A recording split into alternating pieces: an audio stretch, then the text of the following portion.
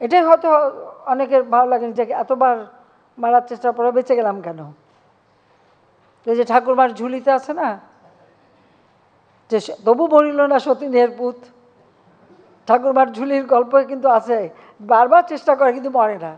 লাল কমল নীল কমল কত কাহিনী আছে। তো সেভাবে আমি বারবার বেঁচেও যাচ্ছি, ইলেকশন জিতে বারবার ক্ষমতায় এসেছি। অনেকগুলি রাজনৈতিক দল নির্বাচন বর্জন করছে, একসময় দেখা গেলো সবাই বর্জন করে কেন? কারণ আসলে নির্বাচন করবার মতো সক্ষমতাই নাই। যে কোনো একটা নির্বাচন আপনি যদি পার্লামেন্ট ইলেকশন করতে হলে আপনাকে তো পাবলিকের কাছে দেখাতে হবে যে আপনার পরবর্তী নেতৃত্বে কে আসবে বা প্রধানমন্ত্রী কে হবে বা নেতা কে হবে, একটা নেতা তো দেখাতে হবে। আপনার কাছে যদি এখন উপযুক্ত নেতা না থাকে তখন তো আপনাকে একটা ছুতা খুঁজতে হয়। ইলেকশন করলাম না, বিরাট ব্যাপার দেখালাম। বাস্তবতা তো সেইটাই, আমাদের দেশে তো ওইটাই হচ্ছে এখন। একটা সাজাপ্রাপ্ত আসামিকে যদি পাবলিকের কাছে দেখান, পাবলিক তো ওটা নেবে না। পলাতক আসামি তাকে যদি দেখান, পাবলিক তো নেবে না। রাজনীতি করতে গেলে তো ঝুঁকি নিতে হয়। ৭৫ সালে পরে আমাকে দেশে আসতে দেবে না, রেহানার তো পাসপোর্টটাও রিনিউ করে দেয়নি।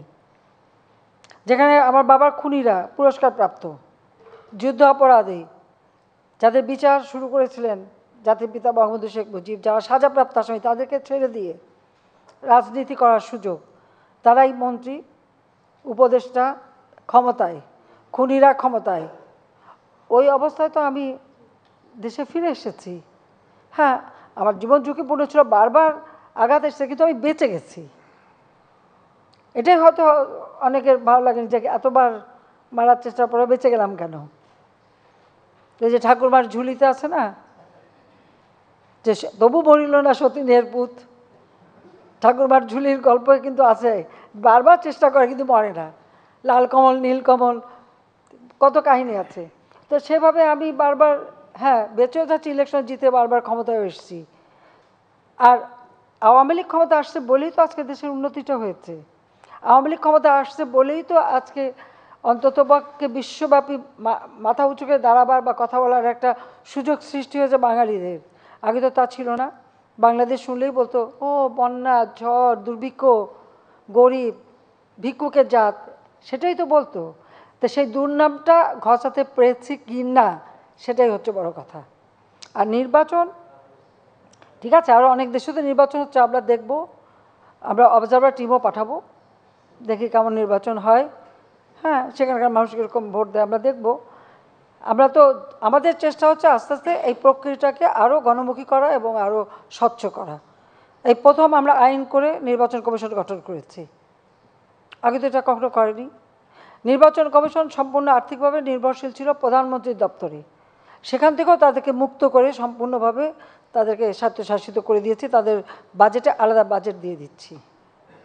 প্রত্যেকটা ক্ষেত্রে আমরা কিন্তু এটা নিশ্চিত করতে চাই যে দেশের মানুষ তার ভোটের অধিকার, তার হচ্ছে গণতান্ত্রিক অধিকার, সাংবিধানিক অধিকার, সেই অধিকারটা যেন সে প্রয়োগ করতে পারে।